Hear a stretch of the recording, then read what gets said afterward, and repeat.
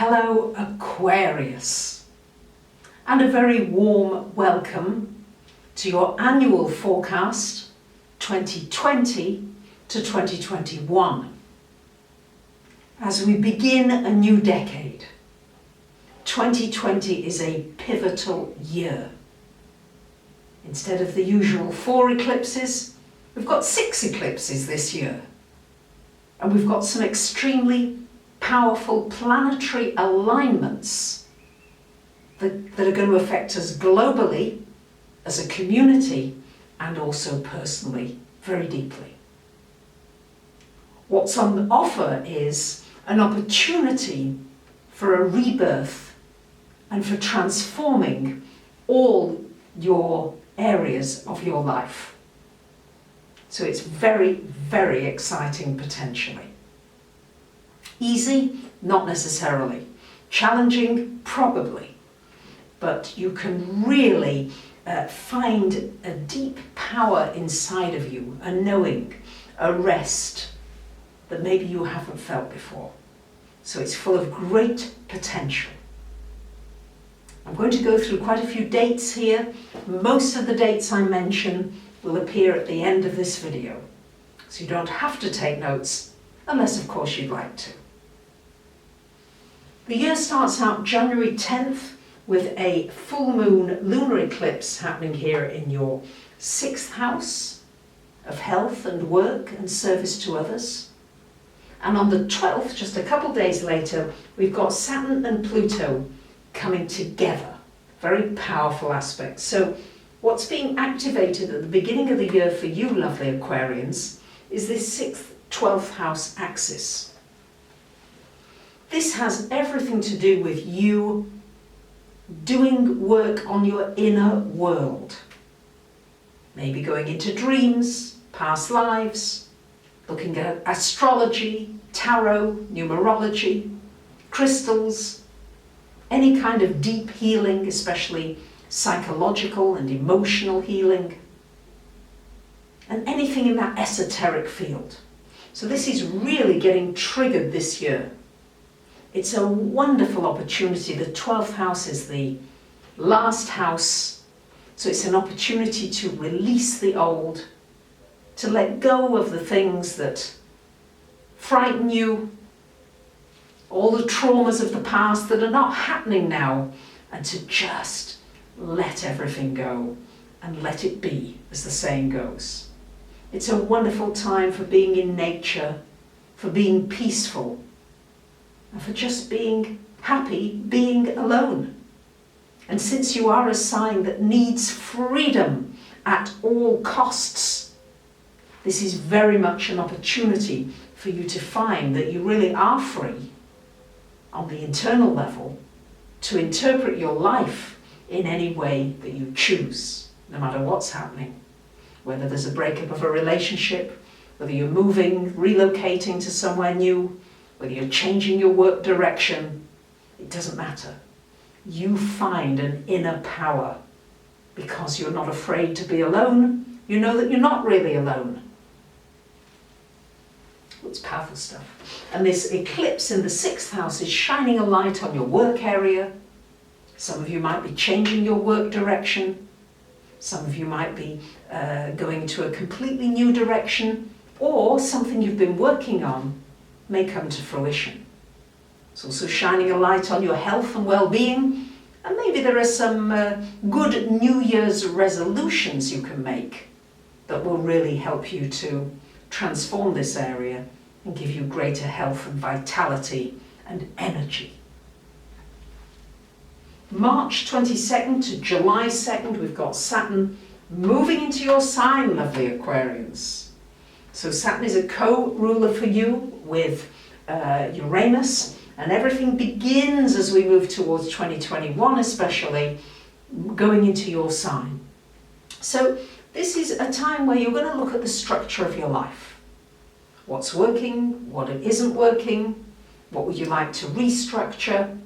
It can be a time where you need to work on your physical health and well-being. It can also be a time when you strip things back to the bare essentials. What's most important? What are my 3 top priorities, and then to structure your life around those top priorities that are important to you at this time. April 4th, June 20th, November 12th, we've got Jupiter and Pluto coming together in this 12th house. These are power points, turbocharged areas where you burn off every car or every airplane. It doesn't matter, you're in charge here. You take charge of your life. You may be faced with looking at areas where you lost control, where you felt manipulated, where you gave your power away. This is very much about taking your power back, being clear about your boundaries, going deeply into the unknown, the unseen, allowing yourself to just drop into and to begin to trust and know that you are divinely protected. It's powerful, as I said. Woo! May the 13th to June 25th, we've got Venus going retrograde in your 5th house. When Venus is retrograde, it's a good time to re-examine your finances and your love life. With it being in the 5th house, it could well bring a love back into your life for some reason. Or maybe you remember a love and really start to feel that whole aliveness that you felt with that person. It's a good time for thinking about romance. Are you bringing enough romance into your life? No matter how old you are, there's still a desire for that spark, that thing that makes you feel wonderful, and it could just be a memory of somebody. I can think of certain people and all of a sudden I feel greatly uplifted. Time to contemplate that. Not the best time for getting into a relationship, but a good time for resuming a relationship that's already been in process or somebody that you may have known from long ago.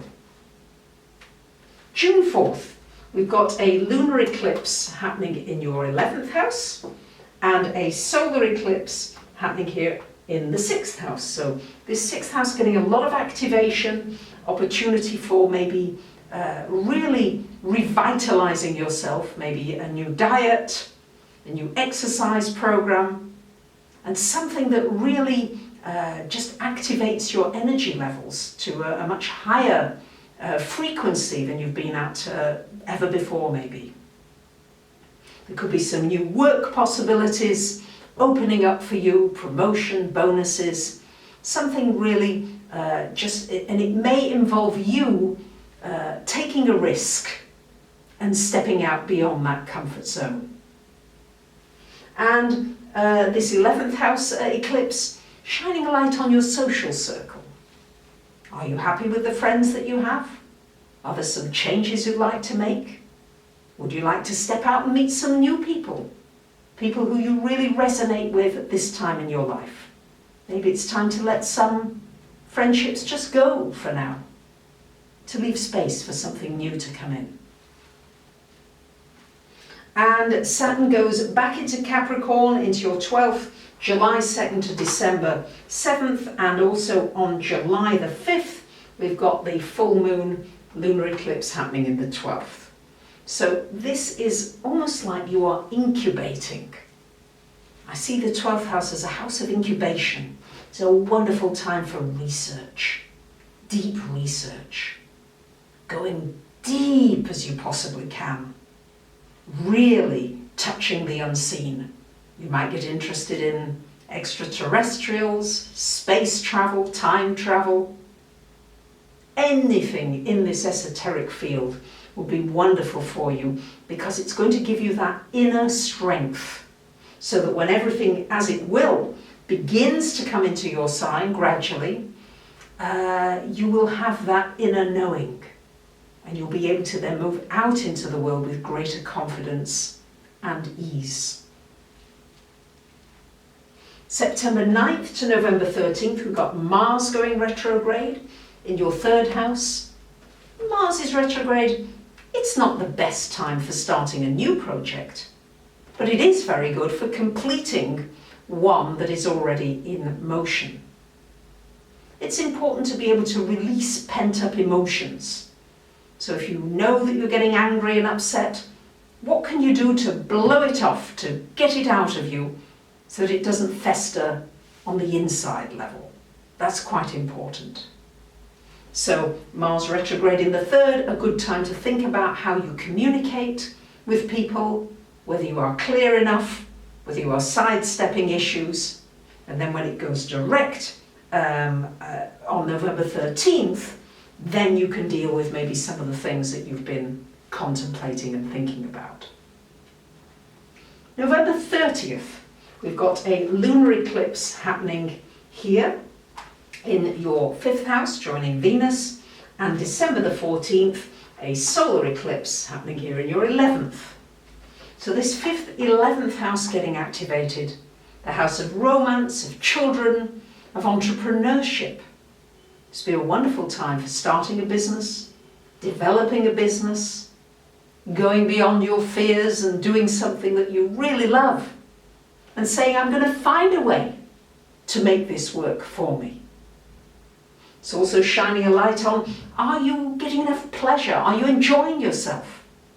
Are you having enough fun in your life? Are you telling enough jokes?